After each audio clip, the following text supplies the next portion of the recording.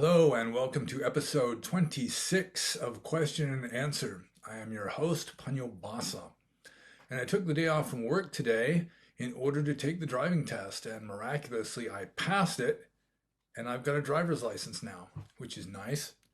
And I'm all rested up, and just to make sure, I'm drinking Red Bull, so I should be on the ball enough to answer these questions, and there are quite a few. So, without any further ado, I think I'm going to start answering questions. And so the first one is from Chakra Gosha. And Chakra Gosha asks, what is your name?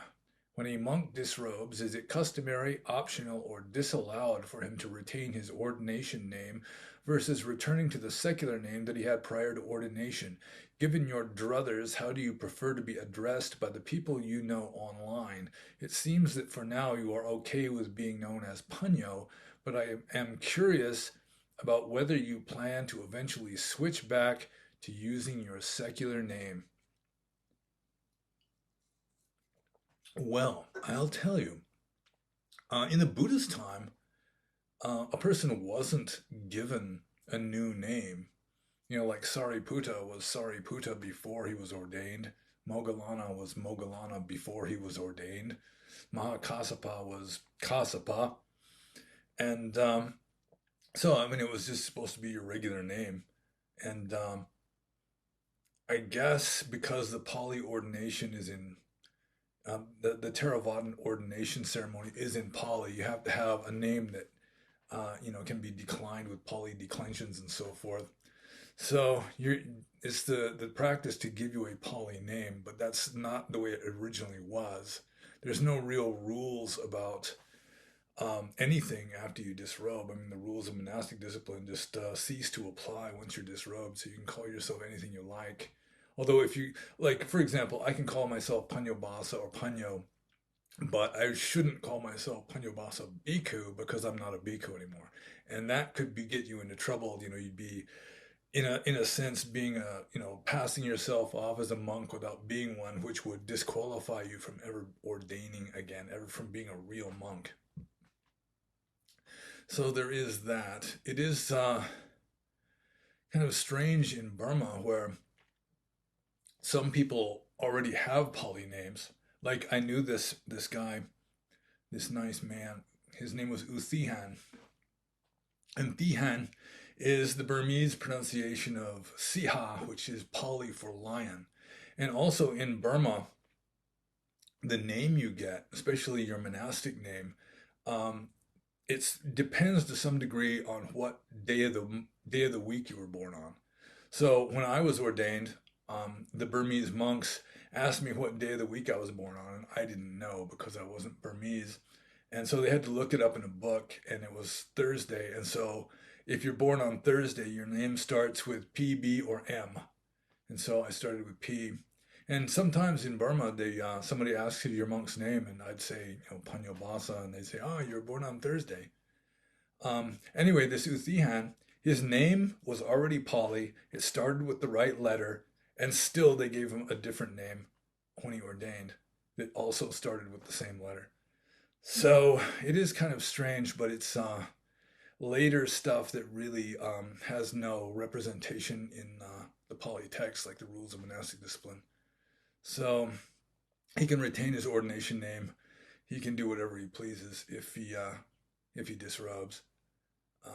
But again, he should not try to pass himself off as still being a monk if he's not one. This next part of the question here, given your druthers, how would you prefer to be addressed by the people you know online? Really, it's just names. I don't really identify with names. I've been called Panyo for more than half my life. I've been called Panyo more than my other names of John or David, Mr. Reynolds. So, especially over the past 30 years. So it really doesn't matter to me. I mean, I can go by any of the above, and I really don't have any preferences. So I guess I answered that. So I'll just move on to the next question. And the next question is from Rob, alias Dhamma Farmer. And Rob says, is there any scriptural evidence that the Buddha viewed human traits in similar Vedic terms, such as the three gunas of Rajas, Tamas, and Sattvic? If not, what is the closest example to a crossover? Well, I would say that, as far as I understand, I'm no authority on this, but I'm pretty sure that the three gunas of Sattva, Rajas, and Tamas, um, they're not really Vedic. They come from Sankhya. I'm pretty sure they come from a non-Vedic tradition called Sankhya, which was gradually incorporated into Hinduism and as yoga. It's called yoga. So what is called yoga is a kind of theistic Sankhya that accepts the authority of the Vedas. It sort of got incorporated into so-called Hinduism, and it was done before the Bhagavad Gita was composed, because the Bhagavad Gita does talk a lot about the three gunas. Um, but I'm not aware of Buddhism talking about a human being composed of the three gunas. There could be some obscure reference in some sutta that I am forgetting, but yeah, I don't think so. So that goes to the last part of the question here. If not, what is the closest example to such a crossover? Well, of course, you've got nama rupa, just dividing a human being up into mind and matter. Um, that's fairly straightforward. I mean, nama rupa is mentioned in the Upanishads anyway, in a slightly different meaning though. Um, Another crossover, kind of an interesting one, which isn't like really primordial to Buddhism, is Buddhist Abhidhamma tries to divide everything up into its component elements. And there were movements in Hinduism, or whatever you want to call it, Sanatana Dharma, that were trying to do the same thing. Like there's I think it's called the Nyaya school, and then there's another one, I think it starts with a V, um, that were trying to do the same thing. It was sort of like Hindu Abhidhamma, where they also are trying to divide the entire samsaric universe into its component elemental parts, and then describing the different relations between the parts that then creates this universe. So that might be an example of a crossover, but aside from that, I really can't say, because yeah, I'm not really familiar with anything like the three guna theory being emphasized in the Pali texts.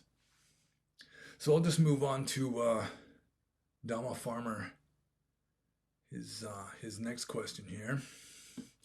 After listening to you mention a few times that with all the lay life distractions and difficulties sitting for meditation,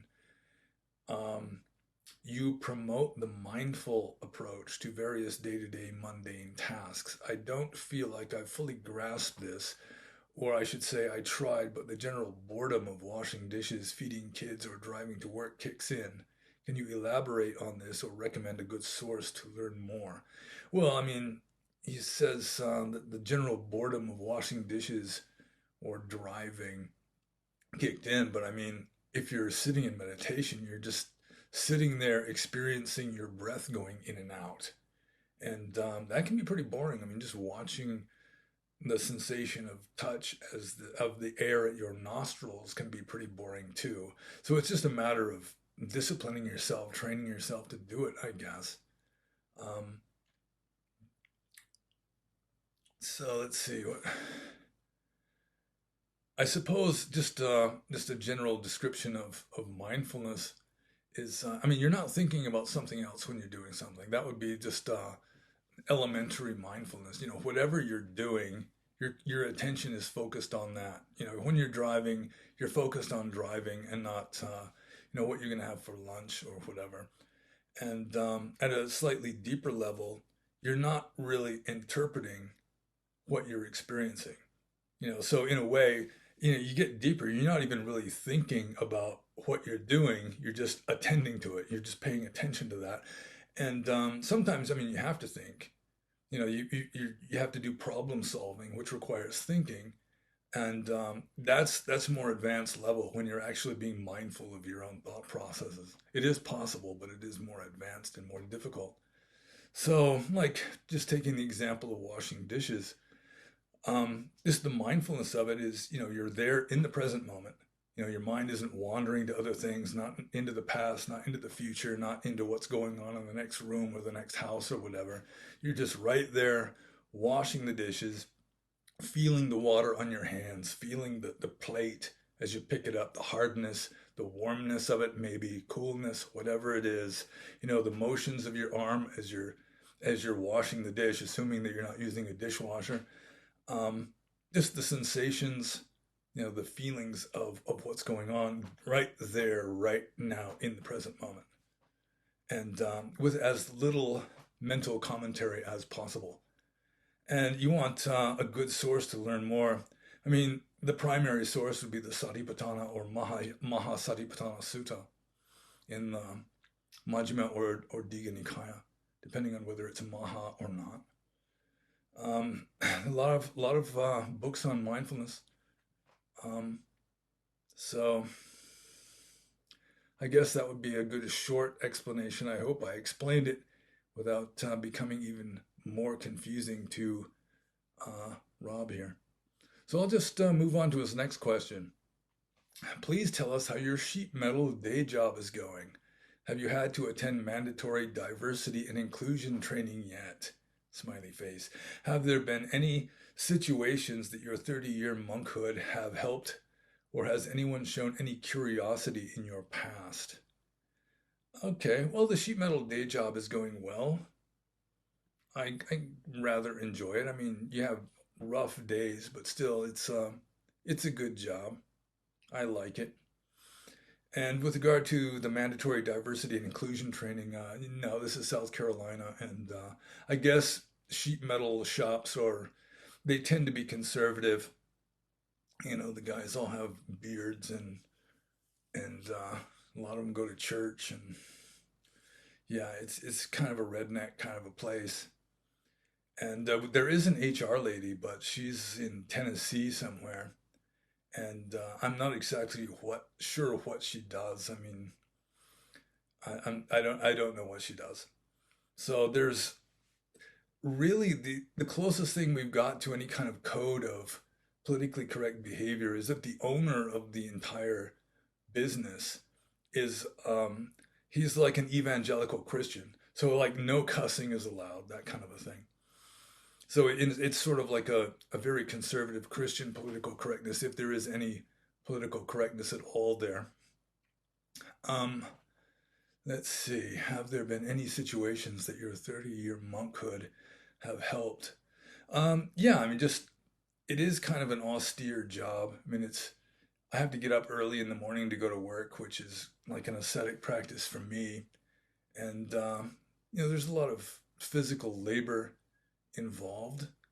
And so it's kind of a certain amount of austerity is involved in the job that, I can accept it with equanimity when a lot of people would just find it too much to take or some such. Um, so yeah, I think mainly just austerity and equanimity have really helped with the job. Not that it's a really crappy job, but it can be a tough one. It requires some definite um, like physical, like strenuous activity sometimes, and also a certain amount of just bravery. I think, like especially when you're just getting used to driving a forklift and you're having to lift, 2,000-pound loads and load them onto trucks and this kind of thing. It can be a little bit scary. Um, so, yeah, I mean, it has helped. I mean, just just training yourself to accept any situation with a modicum of equanimity um, within reason. That has helped a lot. I mean, it can help with anything in life, not just working in a sheet metal shop, just driving a car or interacting with other humans. Just not getting lost in the emotions of it as easily as the average person, um, and just being relatively indifferent to being in a comfort zone or just being physically comfortable. Yeah, the monk training has definitely helped with that. And finally, the last part of this question is, has anyone shown any curiosity in your past? Well, there's two guys at work that watch my YouTube videos now. I remember one of them,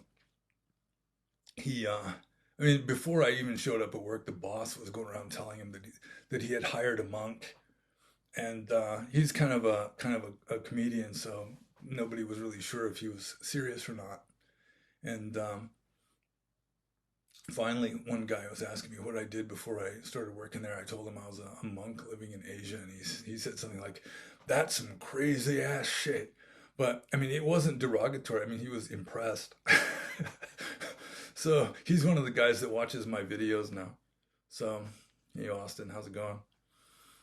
And yeah, so there are some guys that they think it's kind of cool that I was a monk. Taylor, there's a guy named Taylor at work too, who's he watches these videos too. Hey Taylor, how's it going? So I guess I answered that one. So let's move on to Dhamma Farmer's next question. Can someone spiritually grow under extreme stress or fear of death?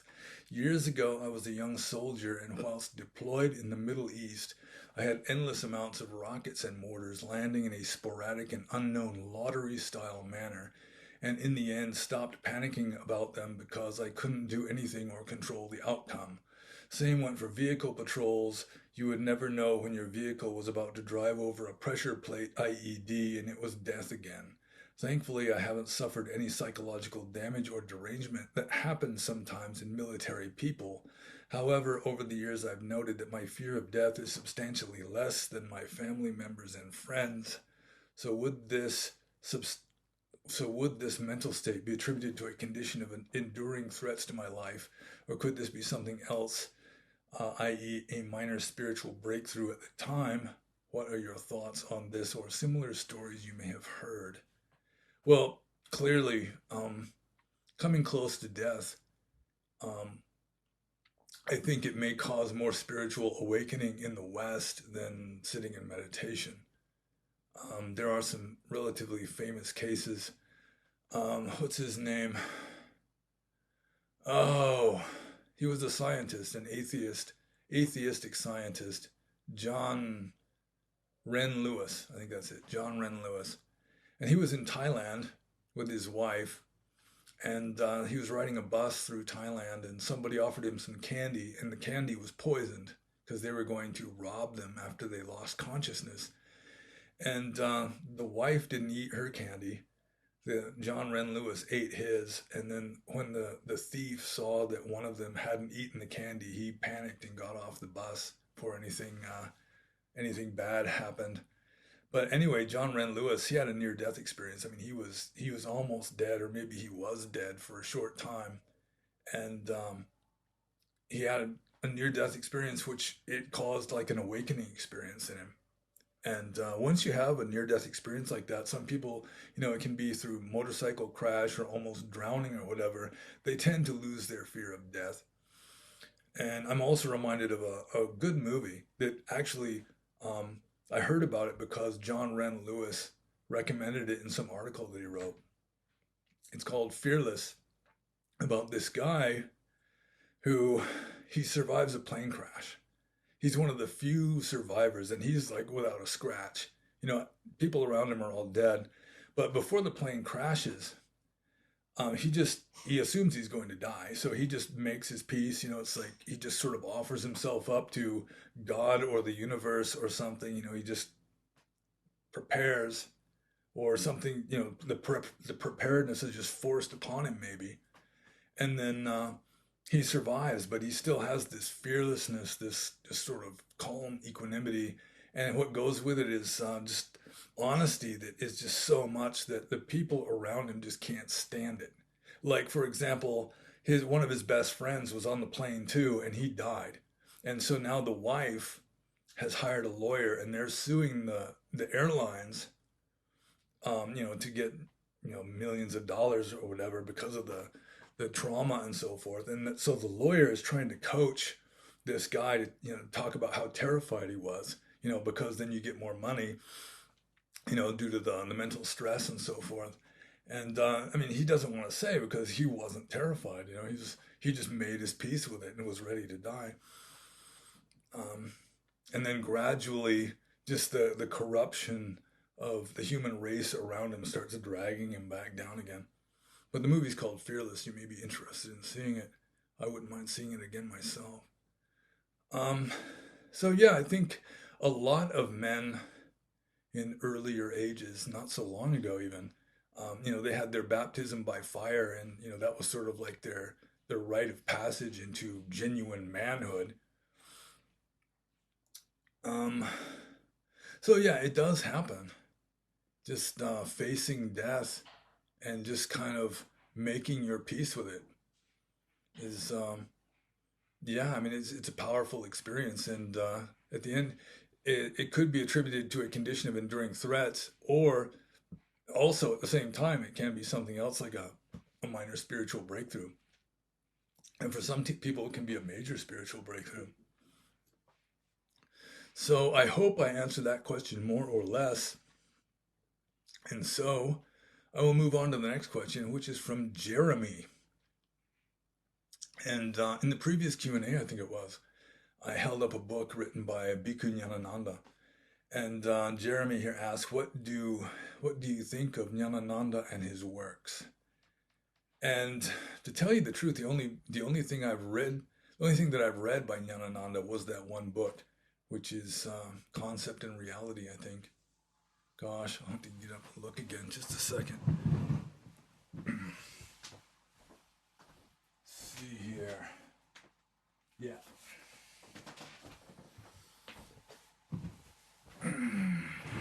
Concept and Reality in Early Buddhist Thought, which is an excellent book. And so, I mean, all I know about Ñanananda, I don't know what ethnicity he was. Maybe he was Sinhalese, um, because he lived in Sri Lanka. And this is the only book that I've read by him. So, I mean, my opinion of his writing and of him would be based entirely on this one book. And it is an important book. It's well worth reading by any intelligent Theravada Buddhist or student of Theravada Buddhism, because it is groundbreaking scholarship of a good sort. The entire book is mainly about the meaning of one word, which is papancha, which was misinterpreted by the commentarial tradition for centuries and centuries. And he puts forth such a strong case in this book that pretty much everybody is now inclined to accept his interpretation of what the word means. So, I mean, he's important, and he's a relatively good writer. He's obviously intelligent and learned, but other than that, I really can't say, because this is the only book by him I've ever read, and I'm unfamiliar with his biography. So I'll just have to move on to the next question. And this is from Inmanis. And Inmanis says, have you ever given Dhamma talks to young children? If yes, how do you prepare your talk for a young audience? How do they tend to receive the talk? Well, I mean, the youngest kids I've given Dhamma talks to, like a real Dhamma talk, would be maybe middle school, maybe 13 years old, 12 or 13. In Burma, I've given the precepts to, like really small kids. But for them, it's kind of a ritual. It's not really, you're not conveying information so much as you're just participating in this social ritual that they have learned from their parents and so forth. Um, so how do you prepare your talk for a young audience? Well, if you're going to be teaching Dhamma to kids, you're best staying with something relatively easily imagined, like telling stories from the Dhammapada commentary, for example. Um, Kids can follow along with that. Um, I mean, you want to stay away from the really abstract stuff. Abstract philosophy doesn't work very well with small children, or even really with most high school kids.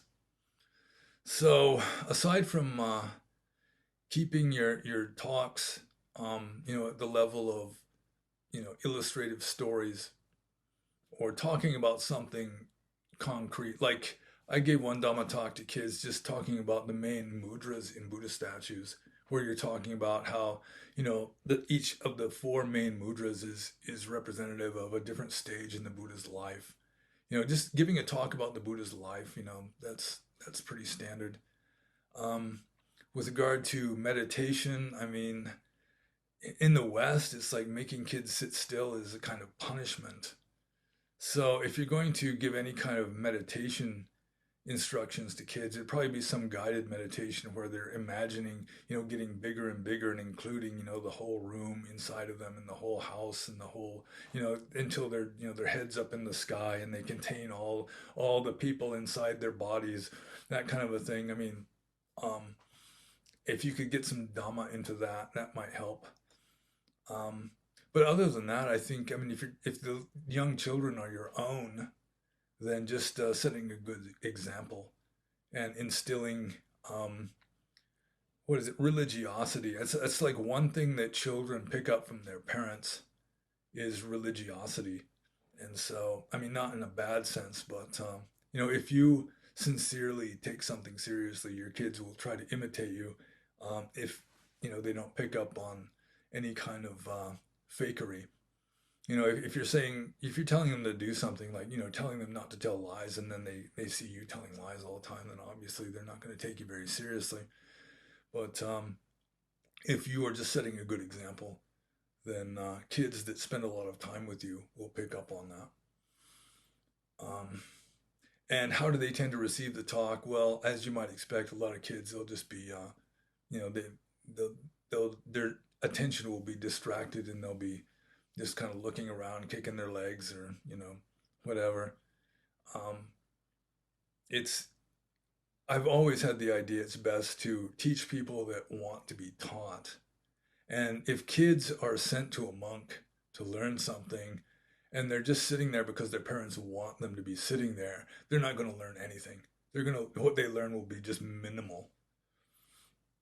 And that happens with adults too. I mean, if someone is just assigned to come and learn something from you, it's like the abbot sends some young monk to come learn monastic discipline from me, which happened a few times. And, if they're sincerely interested, they really want to learn, then they'll learn something. But if they're just there because they're told to be there and they don't really care, then it's it's not going to work very well. And it's the same way with kids. I mean, if they're interested in it, then chances are they're going to learn. But if you're just kind of trying to get them to be interested, then it may or may not work. So I think I'll move on to the next question, also by In Manas.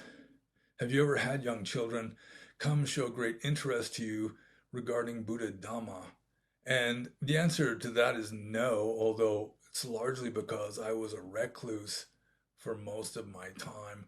Even when I was living in a monastery with people coming and going, I generally wasn't hanging out with the little kids. There'd be people coming to see me, bringing their little kids with them, and I'd see them once, and they'd be maybe paying attention or maybe running around squealing, and then the parents would make their bows and go away, and the little kids would go with them. There is an old YouTube video of me giving 5 precepts to a big group of Burmese village kids, and they were very well behaved, but uh, whether they actually learned anything or not, I don't know. So yeah, some kids are really keen on offering food. That's one thing little kids can enjoy is, putting food into a monk's bowl. Some kids really, really get into that. So I'll just move on to the next part of this multi-staged question here from In Manas. Oh, okay. This is on a different tack here. It is said that the youngest recorded Arahant was 7. What are your thoughts on this? Well, it's possible. Some of those 7-year-old Arahants, 7 is generally considered to be the minimum age for a person to be ordained as a novice. And some of those novices, it says in the text that as soon as the razor touched their head to shave their head so that they could be ordained, boom, they became Arahants. It's like they were just ripe, or like a yellow leaf that on the tree that you just touch it with your finger and it breaks loose and falls down. It's all it took was just the touch of the razor on their head, and that was all it took, just click, and they became enlightened. And whether anyone actually became enlightened like that, I really can't say because I wasn't there. So I'll just move on to the next question because there's a little more on the same topic here. What is the youngest ever that one could be ordained? And I assume by ordained he means full ordination as a bhikkhu. And that is, I mean, at first there was no age limit. According to the Vinaya or the books of monastic discipline, there was no age limit. So the Buddha's son Rahula was ordained as a kid. But then later, the rule was changed so that you have to be 20 years old from conception. Because according to Theravada Buddhism, life begins at conception. And so, so it'd be like 19 years and 3 months, unless you were born prematurely or something, would be the youngest that you could be ordained. Although before that rule was in place, according to the texts, kids were ordained as monks, but they didn't have the self-discipline and the maturity really to be good monks, and so the rule got changed. And so the next question from Inmanis on the same theme is, what is the youngest one can be a novice? So there is a rule that a person cannot be ordained as a novice unless he is 15 years old from conception. And then there's like an addendum to this rule saying that if the kid is old enough to scare crows, then he can be ordained. And to scare crows, it means like, I assume it would be the job of kids, like to guard the fields during harvest time to keep flocks of crows from just coming in and ravaging the rice fields or something. So the kids would have to be on guard with rocks or something to scare the crows away. And traditionally, that is considered to be about 7. So I'm pretty sure that according to Theravadan tradition, the minimum age for ordination as a novice tends to be 7. Although I've seen some practically toddler novices in my day. But who knows, maybe they could scare crows. I really can't say. But if you're old enough to scare crows, which means, keeping them away from the crops or whatever, then you're old enough to be ordained as a novice. So the next part of this question, or the next question I should say, from Inmanis, does the mind need to be at a certain degree of maturity and development to properly apprehend the Buddha Dhamma? Well, the more maturity and development your mind has, the more properly and completely you will apprehend the Buddha Dhamma. And the highest levels of the Buddha Dhamma, like enlightenment, you have to be completely mature and developed. The more crude your mind is, the more crudely you'll understand it. There's all different levels. Like in Shakespeare, there's all different levels. The Merchant of Venice, there's crude bawdy jokes and also some rather deep philosophy involved. There's something for everybody. And in Buddhism, it's like wherever your mind, the level of your maturity and development, that's, there's a place for you that you can understand that and work with that and develop more. So like with little kids, it's like Jataka stories and stories from the Dhammapada commentary and just learning the basics of 5 precepts and so forth. And, maybe the biography of the Buddha, the standard legend of Prince Siddhartha and all that.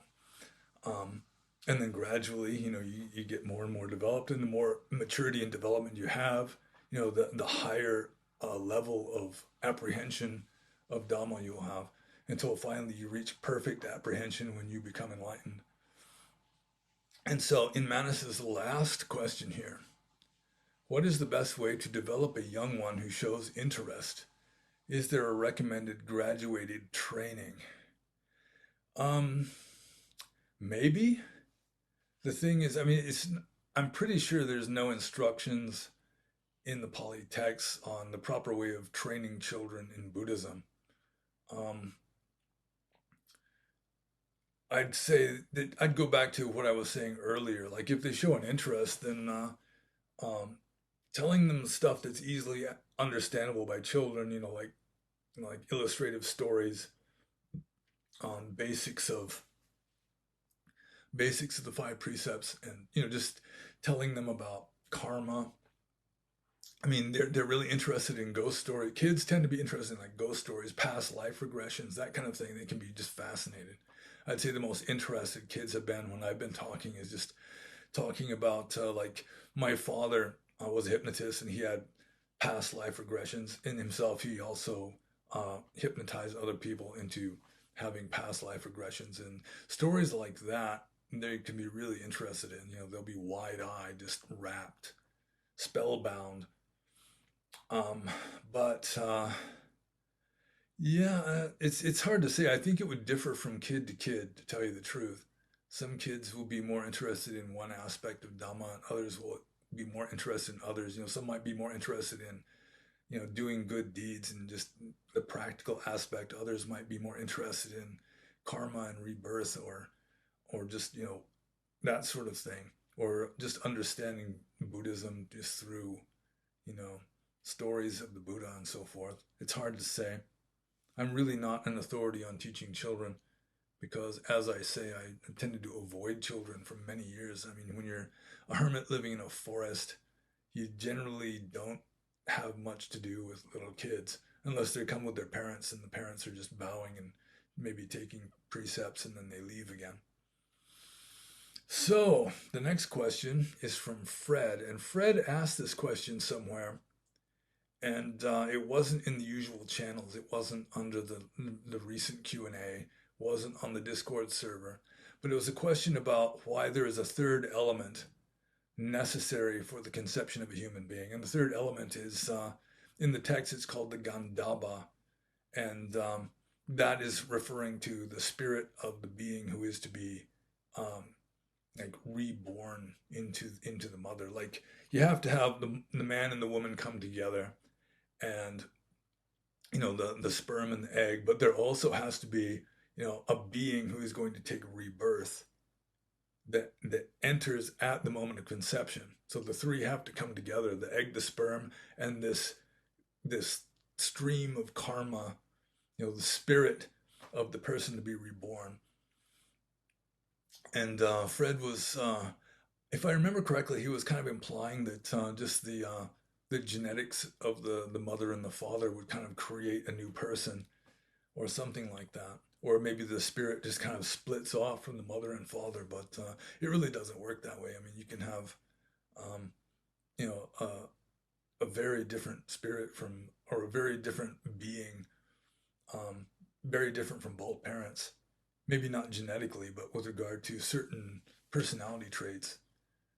Um, so yeah, I mean, you have to have um, some some spirit, some sort of conscious spirit um, who enters into the embryo, the zygote or whatever, which is kind of politically incorrect because it does indicate, from point of view of Theravada, that a human life does begin at conception, and that if there is no spirit, a human spirit entering the fertilized egg, then it just doesn't grow. I've considered that some stillborn children might be a case of, there was just nobody um, occupying the body, and it just died. So the next question is from Arain, and Arain says, living in the Bible Belt, I see how much church serves as a deeply rooted support system and extension of family and community for Christians. The local churches have large family-oriented campuses set up to provide family-focused support, childcare, cultural bonds, activities, and other needed family services. Families attend the same church for many generations, eat out every Sunday together after church, etc. hearing about how most Asian monasteries in the US do provide a similar service in the American Asian communities, do you think it will be possible for American Buddhism to ever provide this for US Buddhists? It seems most American Buddhists that comment on your Q&As face the choice of attending Asian monasteries and feeling a tad left out culturally, or a few fancy American places that are basically teaching political wokeness, charging high fees for faux Dharma spa retreats, and teaching the exact opposite of what the Buddha actually taught, like an extension of the Unitarian Church. It seems to me that in order for Buddhism to grow and prosper in the US, it will need to fill the same gaps that the Christian churches fill in regards to extended family and culture. Could Buddhism be doomed to fail in the West if it never truly serves the needs of the culture and communities? Is any place in the US actually providing this kind of support for US Buddhists? Um, okay. Well, Arain here makes a good point in that there are a lot of um, non-lefty Buddhists, especially, who want to bring their kids to a Dharma hall or Dharma center and just have a place for them to learn elementary Dharma, maybe, or just have sort of a Dharmic environment for them to hang out while the parents are sitting in meditation. Um, there have been children's retreats even at the really progressive kind of places. Um, let's see. Is any place in the U.S. actually providing this kind of support for U.S. Buddhists? I assume so, but I really don't know what they would be. I've heard of a place in Australia where it really was following what I consider to be a good plan for a Buddhist monastery, which meant it was divided into three sections. You had like the monk section, which was pretty much off limits to lay people most of the time. You know, the monks would just be in retreat in this forest area in cabins. Then you'd have like the retreat center for lay people, the meditation hall, and you know associated buildings, maybe the office and everything there. And then you'd had sort of like a village for resident lay people, and the monks would go for alms through the lay village, or you know maybe also through the meditation area if there was a you know a retreat going on there and people there. And you know there'd be kids there. You've got families living in the village, that sort of thing. But it's pretty radical. It's already kind of deviating from like normality for Western people.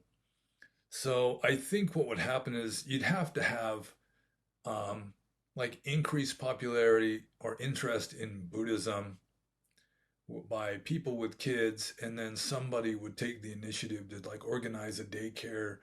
You know, somebody volunteering to watch the kids while the parents are meditating or listening to some long philosophical, you know, discourse or something. And I think it would have to grow organically like that, unless you've got some Buddhist, you know, wealthy, eccentric guy who just wants to set up something like that. I think another idea is, you know, just like a Buddhist group setting up like a soup kitchen or or something like that. Like a lot of the Christian missionaries would start off with, you know, offering free medical care and free just stuff, you know, just offering a service that people would be um, they'd be accepting of, and then trying to get the Buddhism or the Christianity, I guess, in something like that.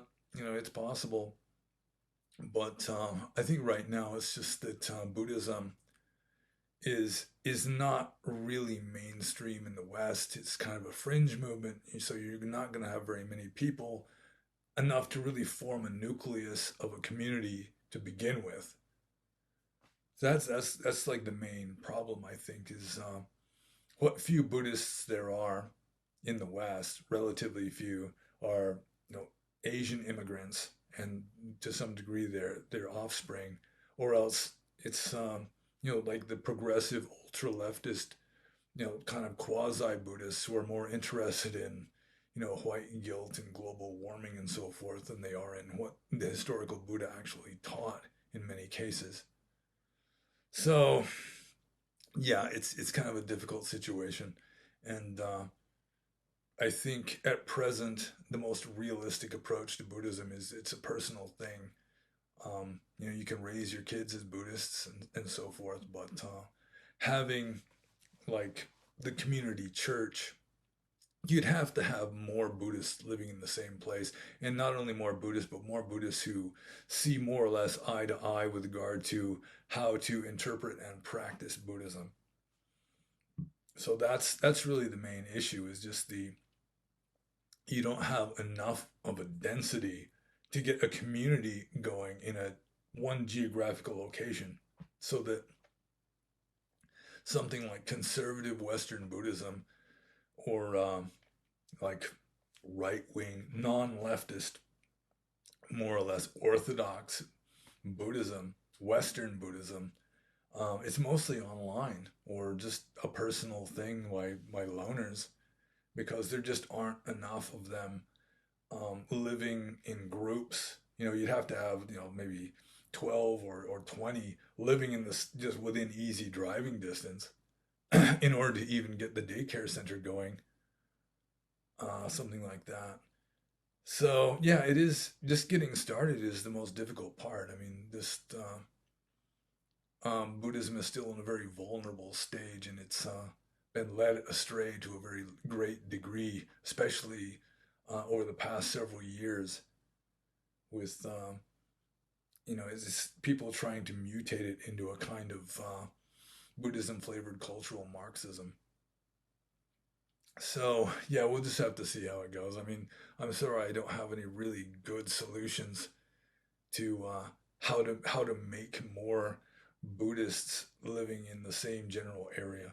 Maybe we need a really charismatic um, Theravada Buddhist teacher who can just draw people to him. Set up a really nice community, and you have like cabins and stuff where people can live and that kind of a thing. But that would take money and effort, and those tend to be somewhat in short supply in what we're talking about here. So I guess I'll just move on to the next question, which is from Nardi. And Nardi says, I read time to time the Tao Te Ching, but I can't understand to what point it can be used in real life. I see the book as a mystical one, but you can't follow the teachings, like if you don't fight, they can't attack you, because they will. What do you think? Okay, the Tao Te Ching really is um, mystical. I mean, it has mystical elements to it, but it's not purely mystical. It's not only mystical. A lot of it is political advice, apparently to rulers. It's talking about the king does this and the king does that. And so it may have been composed, at least in part, as sort of a guide to enlightened ruling for Chinese kings. Um, but there are things in there that are, I mean, in addition to just giving you some wisdom, like background wisdom for dealing with samsara in general. Um, like for example, the advice in the Tao Te Ching isn't so much as if you don't fight, they can't attack you. It's more a matter of, if you're invisible, if you're totally anonymous, if you don't stand out, then you know people you won't be drawing trouble. Something like that. I mean, that's relatively, you can practice that. Don't make a spectacle of yourself. Don't draw attention to yourself, and just stay anonymous, stay under the radar. That is one recurrent teaching in the Tao Te Ching, is essentially just be anonymous and don't be anyone that stands out as anyone special, and you won't be drawing trouble upon yourself so much. But yeah, the Tao Te Ching, it's nice to read. I've read it several times in various translations. But for me, it's more just a matter of absorbing, words of wisdom and just kind of letting them soak in, and maybe they'll fill a little gap here and there in my heart or mind or whatever. Um, because I'm really not a king, and I actually read it was an old translation of the Tao Te Ching by this. He was like a philologist and a scholar. He really was not into Taoism per se. And he was saying that the whole Tao Te Ching was just a manual for people to survive. I think it was the Warring States period of China, which is when it was supposedly composed. or the summer and autumn period or something like that, where China wasn't a unified nation. It was all these warring states. It was like generals and warlords just invading each other back and forth. And then the art of not being attacked could really be helpful. Maybe if civilization starts to break down in the West, then that sort of teaching of the Tao Te Ching may be more valuable. But even now, I mean, it's like our best uh, our best defense against the government is just really, there are so many of us and we're such small fish that they generally don't bother. If you start getting famous or something, then they'll start paying more attention to you. But you can get away with a lot just from being unimportant. And that there is some of that in the Tao Te Ching. So I'll just move on to the next question, which is from Nusquam. I think I pronounced that correctly, if there is a correct pronunciation. Hello, Nusquam says. Any thoughts on what actually are four stages of enlightenment? I always thought that if in the time of Buddha he gave one sermon and 500 or 3,000 people became Arahants instantly, then it doesn't sound plausible to me. Maybe stream entry is just becoming Buddhist or a monk, one returner attaining jhana or something. Yeah, I've had very similar thoughts about the four stages of enlightenment. I'm skeptical that it was goes all the way. The idea goes all the way back to the Buddha himself. Um, it talks about time of the Buddha. He gave one sermon, and 500 or 3,000 people became arahants instantly. I mean, there are texts of like Buddhas in past ages who literally converted like billions or trillions of people with one sermon. So yeah, I mean, the Indians, especially the ancient Indians, they really loved huge and unrealistic numbers for things. So let's see, the four stages of enlightenment. Yeah, I think you can. It is possible to detect traces of evolution of the theory. For example, in the first suttas of a text called the Iti Vuttaka, which is in the Khuddaka Nikaya, the term anagami or non-returner apparently is used in the sense of an arahant. And it does make sense that an arahant is someone who doesn't return to samsara. An arahant is done. And it may be that systematizers decided to just divide up anagamis from arahants, like sort of the way they divided up first jhana into two. They just the Indians were really into just analysis and just systematizing everything. And so you got two words that mean the same thing. Somebody will come along and just give two different meanings to them, something like that. A Sakadagami, it really isn't mentioned in the earliest texts. And I do think a Sotapanna could be what Nusquam here is talking about, where a Sotapanna or a stream attainer is just someone who, like in Christian terms, would be born again. Like they become, they're converted to Buddhism. They're like a fresh devout follower. They've entered the stream. They've started living a spiritual life. So yeah, I also am skeptical of the the Buddha actually teaching the four stages of enlightenment, although there's plenty of representation of it in the suttas. Nevertheless, like there's an obscure rule of discipline in the Patimokkha. It's Patidesaniya rule. There's only four Patidesaniya rules, and one of them is to receive alms to the point of causing hardship for a family of Sotapannas. And it makes more sense to interpret a Sotapanna as just like a new Buddhist, a new convert who's really rich in faith to the point that they're wanting to donate to the point of making hardship for themselves. And there are people like that. They'll just give you the shirt off their back. They're so eager to make offerings. Um, so the four stages, I suppose I should review. First stage of Buddhist sainthood, and a Buddhist saint is someone who has at least had a glimpse of nibbana, is the Sotapanna.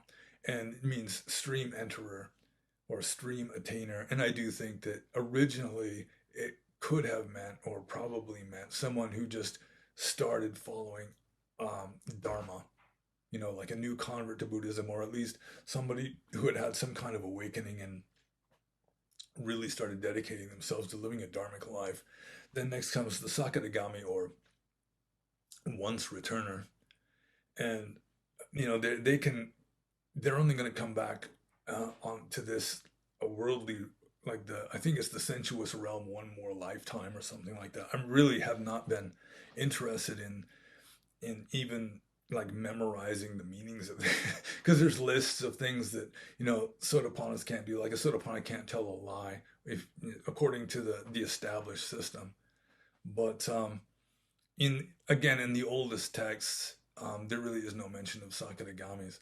And then, as I mentioned, in some really old texts, like the first texts of the Idiwuddhaka, an anagami or non-returner, who is like the third stage or the second highest stage of Buddhist sainthood, is an anagami is just interpreted apparently to mean the same as an arahant. And then finally, the fourth stage is an arahant.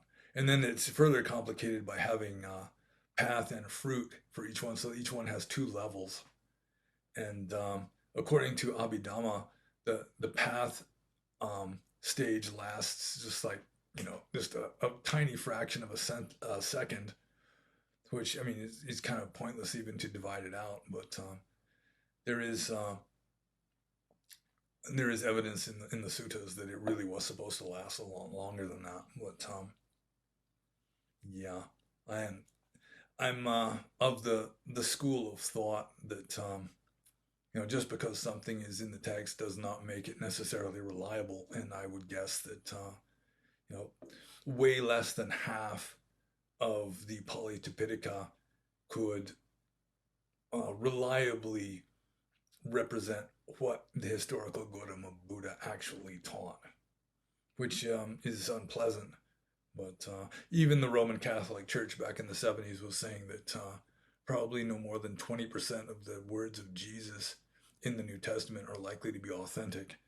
And the words of Jesus were written down, generally within a century of the life of Jesus in India, where they've got they had less concept of like objective history than the Greeks and the Jews had.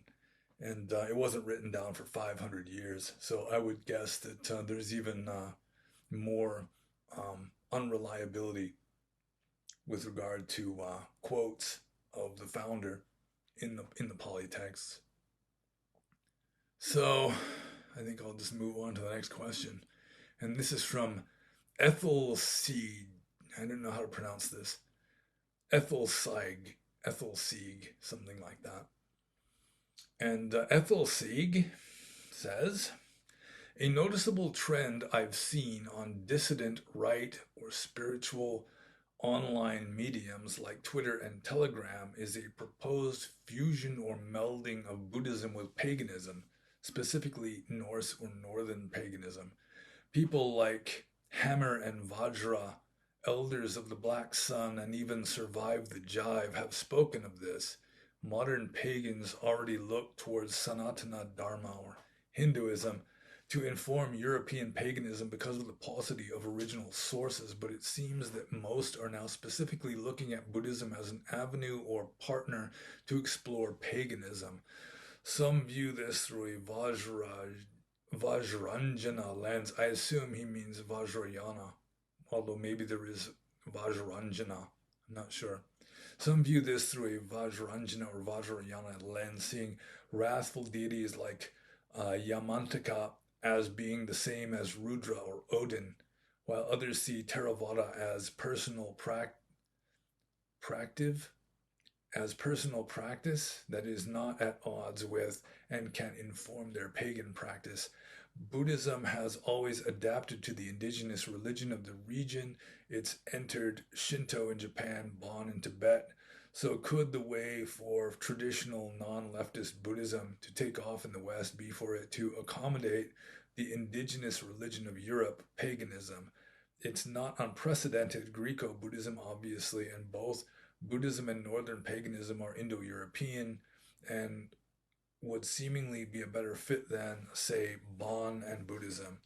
Obviously, there are potential problems to ideas of God, and it does not further.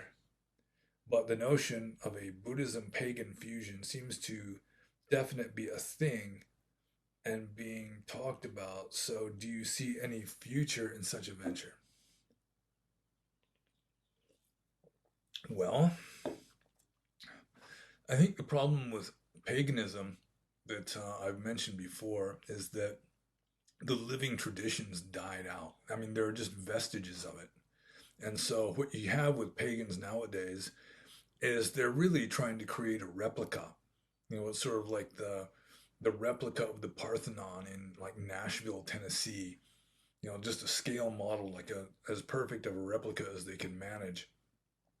And with regard to the Parthenon, they had the old Parthenon to look at, but with regard to Northern European paganism, all you've got is vestiges, and then people are trying to fill in the blanks and create this. They're trying to recreate something that has become extinct. So, I mean, it seems to me like why not just go with the Buddhism? I mean, Buddhism is still a living tradition. It's one of the few arguably Indo-European traditions left in the world. There are a few others, especially something. I mean, you come even closer to a truly Indo-European spiritual tradition with, like Vedism.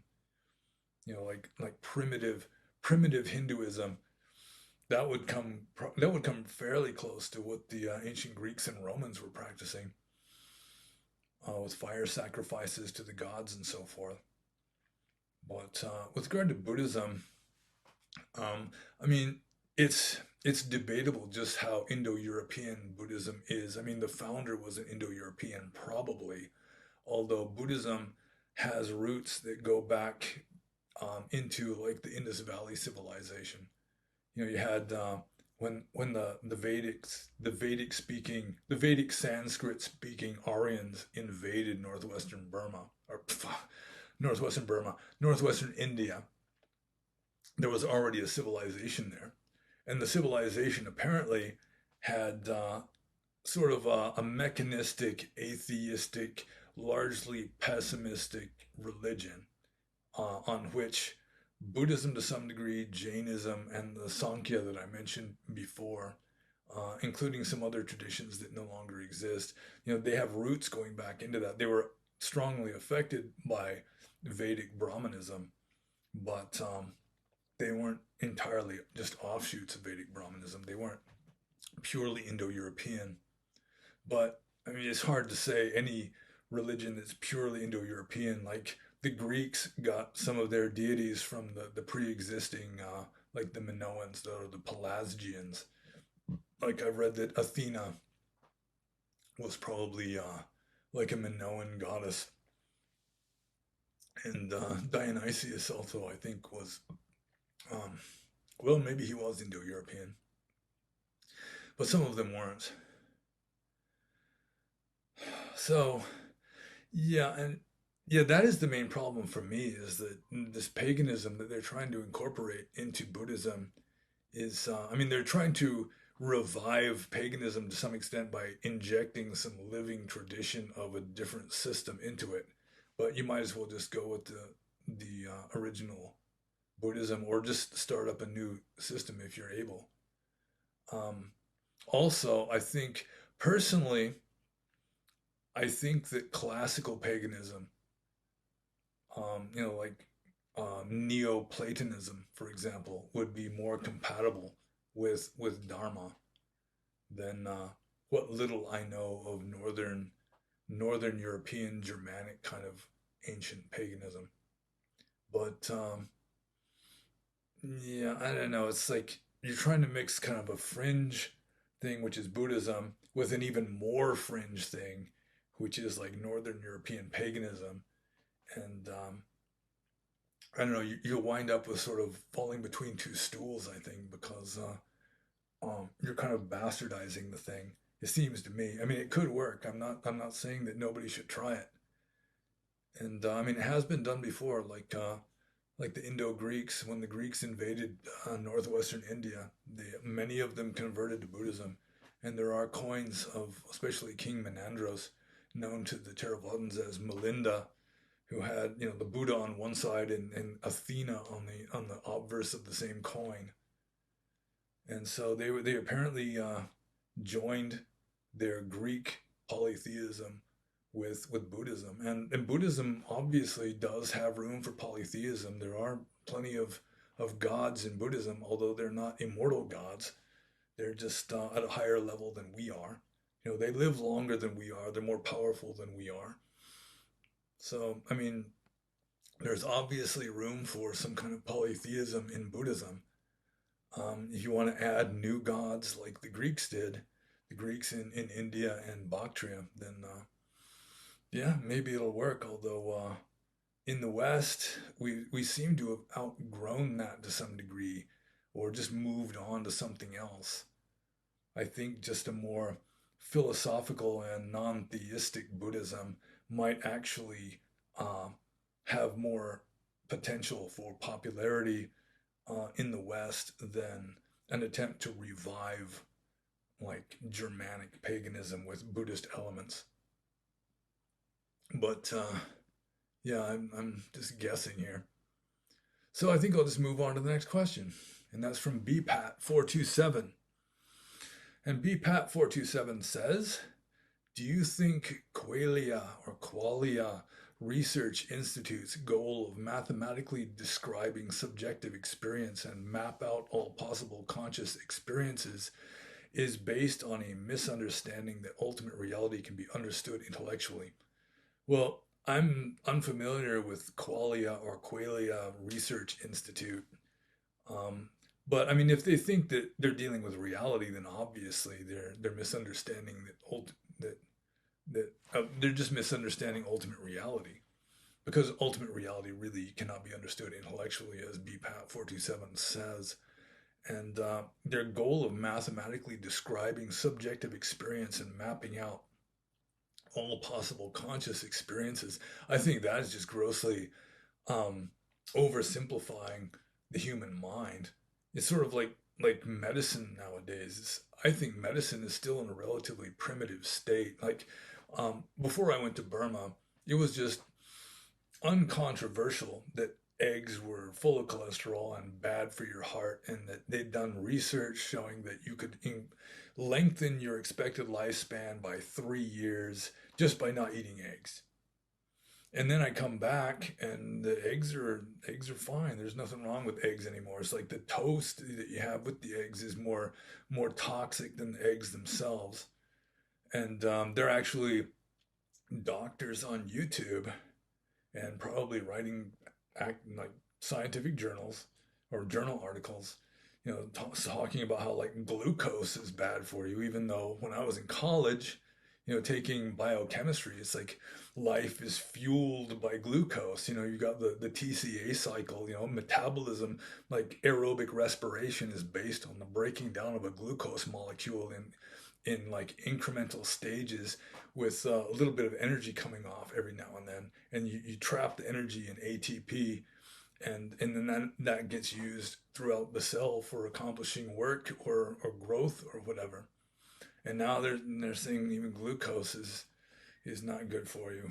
And so it's so complicated. It's sort of like or like environmental science. Is the system is so complicated that I mean, you can make models and maybe it's a little more accurate than other models, but it's just hopeless that you're going to be able to understand like this almost infinite complexity. Because like in mathematics, you can't even work out like a three body problem. I mean, there's ways of approximating it, but you can't, like, you've got three particles interacting with each other, and you cannot calculate exactly what the effect is going to be, because math only works with two at a time, and the three forces interacting are all simultaneous, and you can only deal with two at a time. So I think it's just any attempt at the puny human intellect to just, nail down, figure out, every possible conscious experience systematically. Yeah, I think that's just a fool's undertaking. I mean, even if you do give like a number to every possible conscious experience, like, so what? It's like you can give a number to every possible flavor, but you just reel off the number 62589, and nobody who's ever tasted 62589, I mean, they wouldn't know what it tastes like.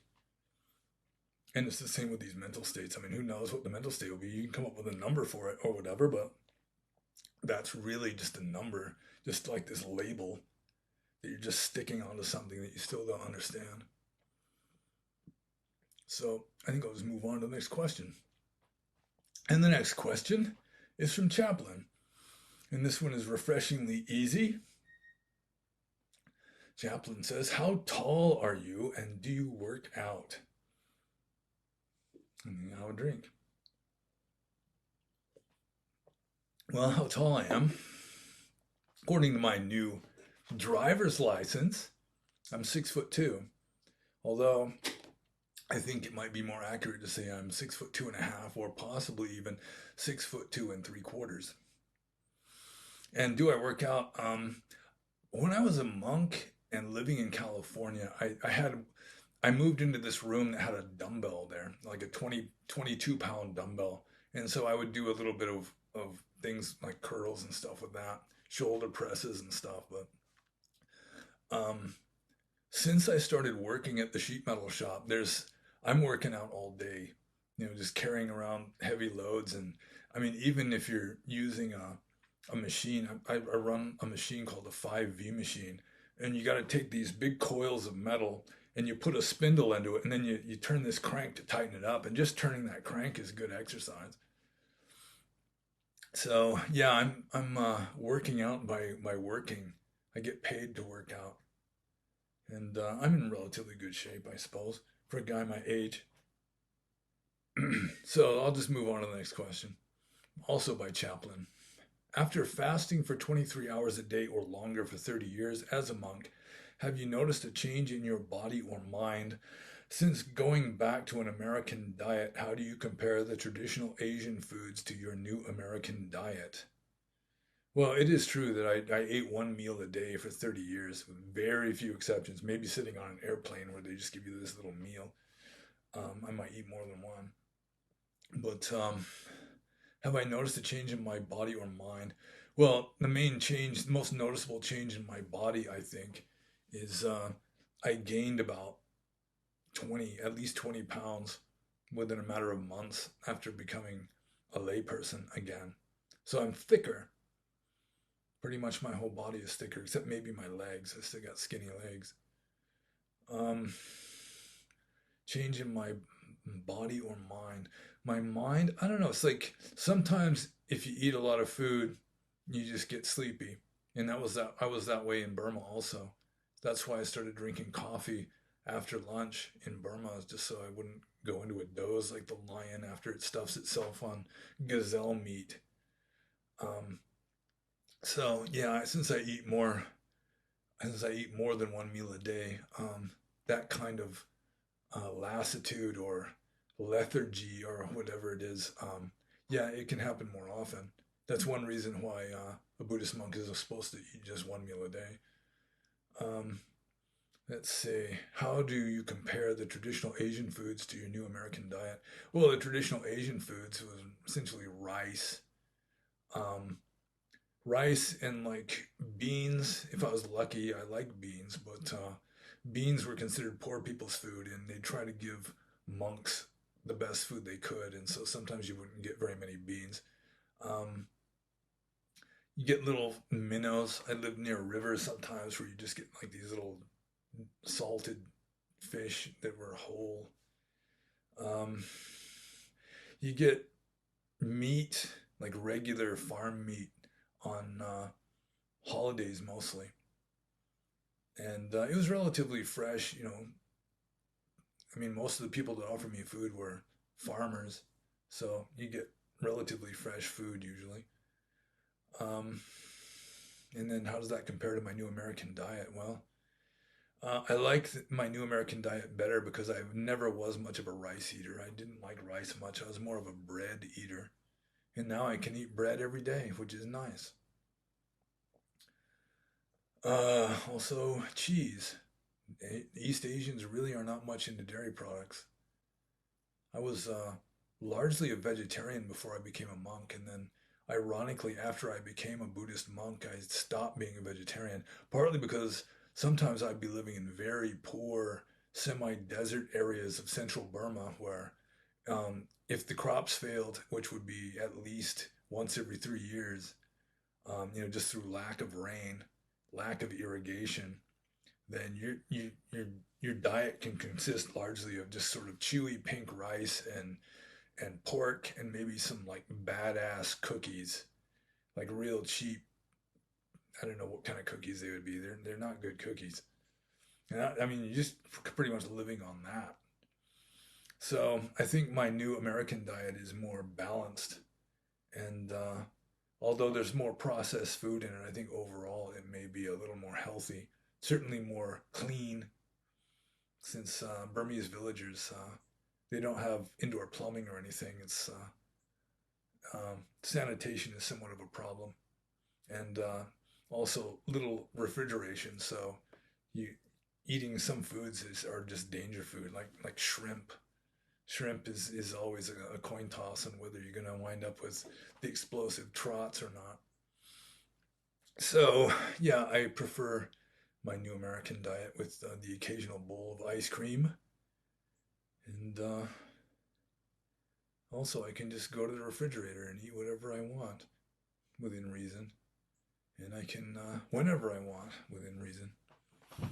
So let's see. I mean, there are certain advantages, and I should go back to changes in my body. Um, I've noticed I've got less. It seems like I've got less strength and flexibility in my legs now, although probably more strength in my upper body now that I'm a layperson again. I mean, I used to sit in the full lotus for hours every day, and I don't know if I could even. I don't know how long I could sit cross-legged anymore. I sit on chairs now. I used to disdain chairs. I used to be like a snob and refuse to sit on chairs, but now I sit on chairs, kind of wimping out. So I think I'll just move on to the next question, which is from Venatrix. Venatrix. They got some names. People that ask questions got names here. Venatrix or Venatrix. What do you think of? Oh, I should say, Venatrix says, what do you think of the common Tibetan practice of lay people only taking a certain number of the five precepts? For example, Tibetan laymen will often not take the vow to abstain from intoxicating substances while taking the other four. Do you think a practice like this is legitimate or skillful, specifically for Buddhism in the West? Well, I have met Burmese people who they say, well, I keep three precepts or four or whatever. And in a way, it's honest. I mean, if you're going to take five precepts, you're going to undertake them, and then just knowing full well you're going to be breaking one or two of them, it's probably better just to be honest and just maybe tell the monk, I can't keep, number whatever it is. Um, so I mean, keeping any precepts is better than not keeping any. So I mean, if you're keeping one precept, that's better than keeping zero precepts. So I mean, it does happen. And I guess there's a certain amount of integrity to that. So I think I don't see any problem with that. And let's see, especially for Buddhism in the West, yeah, I mean it would be equal for East or West. I think just do your best. Yeah. So finally, we've got a question from Matthew. This is the last question, and Matthew says, you conclude your article on my blog on the Mahasi method by saying, U Jotika's method is much better. Can you perhaps give a very brief description of this method and speak a bit on why you feel it is a superior method? Lastly, can you comment on the Jotika method as a tool for lay people in comparison to what, say, Mahasi or Goenka? Kind regards and thank you. Well, this is a surprisingly difficult question for me because I knew U Jotika, or as he is known in Burma, he's Mahamyaing U Jotika because J is pronounced like Z in with a Burmese accent. So Mahamyaing U Jotika, I knew him. I met with him a number of times. He was ordained in the same tradition as me, and he spoke perfect English. He spoke English better than most Americans, I think. He's very intelligent, and I think possibly um, to his advantage, he was raised a Muslim and then converted to Buddhism as a young man. Um, and for some reason, that can make a stronger religion if you convert to it rather than just being born into it. Um, I liked his method better. I really do not recall all the details of his method if I ever knew them. He relies to some degree on Western psychology, but the main reason why I think his method was better and why I said that his method was better is because he practiced contemplation, what in Christianity is called contemplation. Like he told me once that he can just sit for hours just empty, not thinking anything. And it wasn't like you're just zoned out in a stupor. I mean, he was wide, you're wide awake. In fact, if you're going to sit that way, if you're not just in a trance, if you sit just wide awake and not thinking anything, I mean, you got to be very mindful because you got to catch each thought as it starts to arise. Because if you don't, it just catches you unaware, and next thing you know, you're thinking about stuff. But so you've got to be able to just watch your mind very carefully, and then as soon as any thought starts to arise, just the mere attention of it just causes it to flatten back out again, and you're just sitting there like you're walking through a forest and an arrow hits a tree right next to you. It's like you just stop and just are wide awake, just listening, just that kind of mental state. And he seems to have been very good at that. Plus, he just didn't follow along with, like the Mahasi method is very much um, a lot of emphasis on Abhidhamma and so forth, and Uzodika or Ujodika really didn't pay much attention to that. His method was based more on his own experience. He started off with the Tongpulu method, which is what I started off with, and just kind of developed what worked best for him. And it turns out that what worked best for him was very similar to what I found out worked best for me. And you start off when your samadhi isn't strong.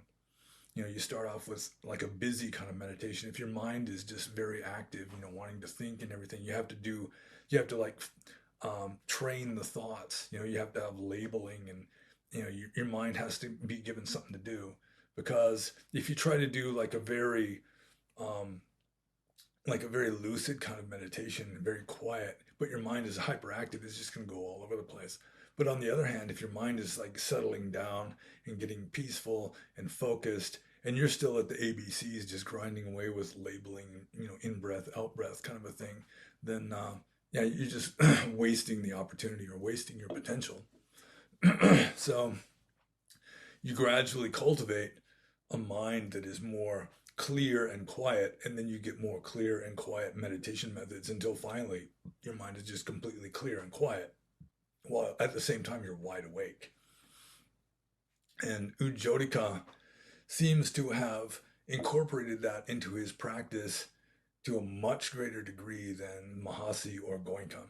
And that's why I like it. But if you're really interested, you might want to do a search on Ujodika on the internet, or Mahamyaing U Jotika, and you might get more details on his method. But the main reason why I said I liked his method better than the Mahasi method is partly because one time I asked him what is his opinion of the Mahasi method, and he said, you can get benefit from practicing it, but it is a limited method. And I agreed with that. It does seem to me to be a limited method. And his method was less limited because he was getting into deeper, more contemplative states. And that's why I liked it better. And that's it. That's the last question of the evening or the morning or whatever time you're watching this. So that's it. And if you have any more questions, I'm quite willing to do my best to answer them to the best of my capacity. So leave them in the comments below, or if you have access to the Discord server, you can ask there. If you have access to my Subscribe Star channel, you can ask there. And my URL links are below, including the books that I have for sale through Amazon, and my social media links as they happen to be in my blog and so forth. And be happy.